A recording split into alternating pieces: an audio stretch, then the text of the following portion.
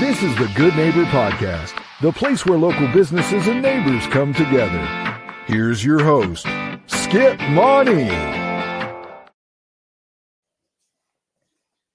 Hello, everyone, and welcome to the Good Neighbor Podcast of East Tennessee and Western North Carolina. So I am very excited today to have a interesting guest who's never been in the studio before with us, and very excited to learn all about them and their company. And I'm sure you will be too, because today I have the pleasure of introducing your good neighbor, Mr. Chris Bischoff, who is co-owner of Fan-Tastic Cards and Comics. Chris, welcome to the show. Thank you very much, Skip. Glad to be here.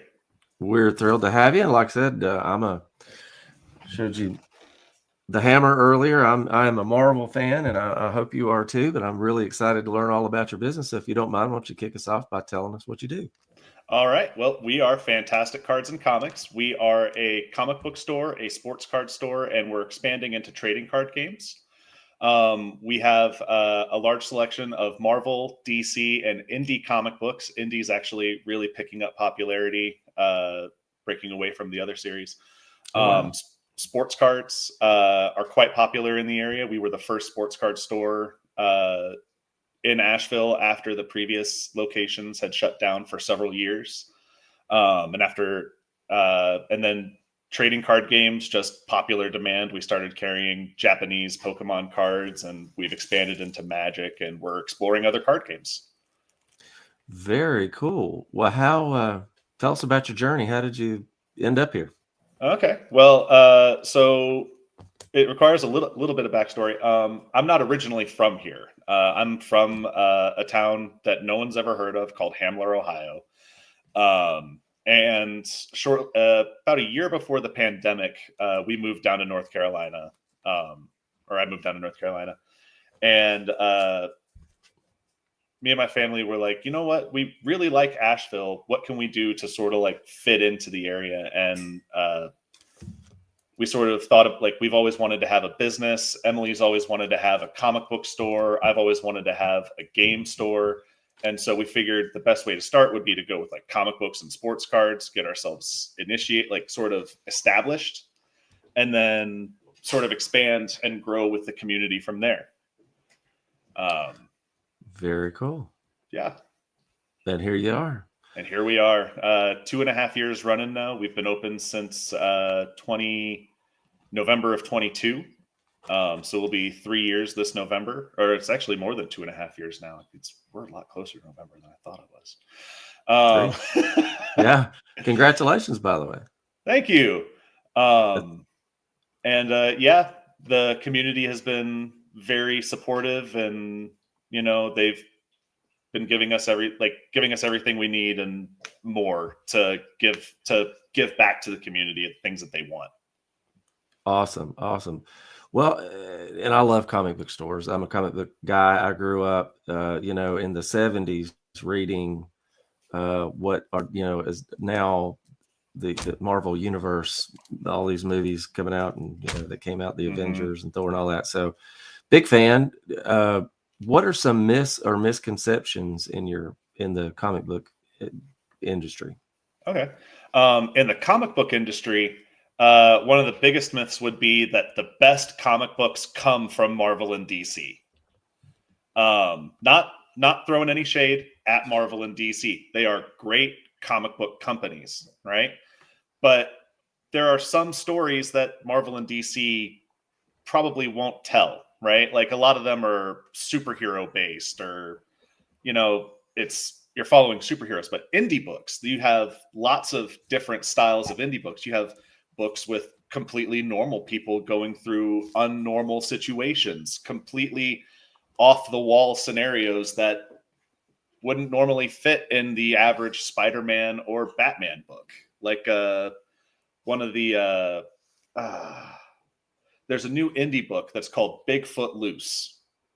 It's a story about Bigfoot who loves Appalachia and is being hunted by the government while trying to just live his life in Appalachia. Interesting. I would be interested in that, actually. So like there's that one. There's a ton of really good stories. Saga has been going on for years, and it's one of the best indie books probably out there. But the thing about the indie books is they usually have like things that normally wouldn't go well in corporate reading. Gotcha. Very interesting. I've not heard of indie, although I used to when I was a kid. I had, I would buy comic books at the comic book store, at the newsstand, and also at yard sales and stuff, and still do. I see one that I'm like, ooh. But I read some independents. I guess they were independent back then. I think Stan Lee might have been involved in them, but they weren't Marvel. They were, older more horror type comic books. There's a lot of horror that is made in the indie scene because there's a lot of horror tropes and like ideas that don't translate well to a Marvel or DC story. And that's not to say that they don't have them. They have like Marvel has Red Label and DC has Black Label, but you don't really hear much about them because they're not the mainstream versions of Marvel and DC. Right. Gotcha. The closest one of the ones I could think for that would be the Batman Who Laughs. That is a DC series. Black Label, I think it was originally like Dark Metal. But it's a story about a multiversal Batman who is actually infected by the Joker with the Joker serum. Wow. Now that's so imagine Bruce Wayne now with the insanity of the Joker going around. Oh, wow. Either converting or eliminating Batmans through other universes. Wow. Very cool.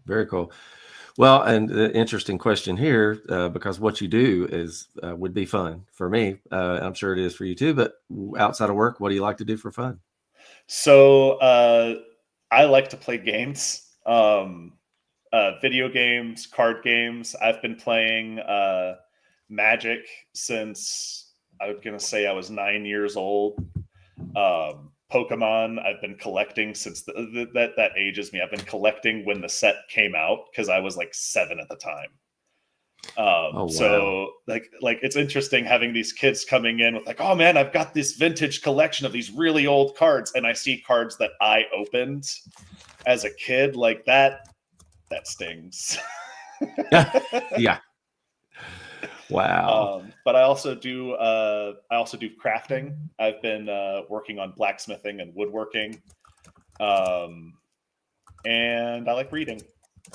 Lots of books. Reading. Now that's unique these days. People don't generally read these days, unfortunately. They like to watch videos, but yeah. If you're a comic book guy, you got to read. You got to read. And That's right. if you're trying to get kids to read, I think comic books are the best way to do it. Absolutely. I used to spend hours and hours. Of course, there was no internet when I was a kid, too. So, Yeah, you didn't have Minecraft and Fortnite to keep you company while, Yeah. And didn't even have Pac-Man or Galaga or anything like that until I was probably 17. So, that was a whole brand new deal. That was in a cabinet in an arcade. You had to go somewhere for that one. And you had to pay to play, too. So, switch gears. Can you describe a hardship or a life challenge that you've overcome and how it made you stronger on the other side? So do you life challenge like with the business or just in general? In general, but professionally or personally. All right. So I was in the Army for a few years. 2009 to 2014, and I did a tour over in Afghanistan. And when I was there, I was assigned to a unit, and I really liked my commander at the time. His name was Captain Pace. And he got shot down. And I lost probably one of the best examples of leadership I had at a time when I was starting to try and become a leader myself, I'm sure that was devastating. It was. But you can move on,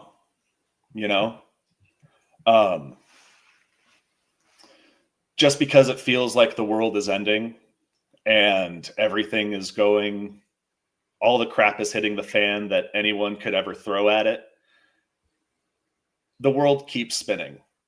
And the best you can do is remember who you lost, what you lost, and make the best effort you can to prevent it from happening again. Because the only way to learn is to keep going. Absolutely. Absolutely. And I'm sure, you took a lot away from this guy as far as what he was, his leadership ability. I'm sure you absorbed as much of that and honors him when you utilize that, I guess. Yeah. I think a lot to the people that helped me become who I am in the Army, and all the people and after the Army as well. And the best I can do for the people is be the best version of myself I can be. Amen. And that's the best thing I could do every day. Just be the best version I can, and sometimes it's okay to not be the best, but don't beat yourself up when you're not, because this is something that if you think of yourself as a machine, you wouldn't run a machine at 100% 24/7. That's great. You're going to wear it out. You're going to break it. You got to sometimes slow down. Absolutely. We're all human. Exactly. Absolutely. Very good. Well, and by the way, thank you for your service. Thank you for the support. Much. Absolutely. So if you could think of one thing, Chris, that you would like our listeners to remember about Fan-Tastic Cards and Comics, what would that be?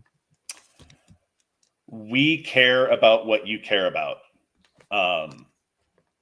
We have staff that expands between card games and comic books and sports cards, and we want ourselves to be a place where people can come in and not feel like just a customer. They can feel like somebody who's coming into a place where they're part of it.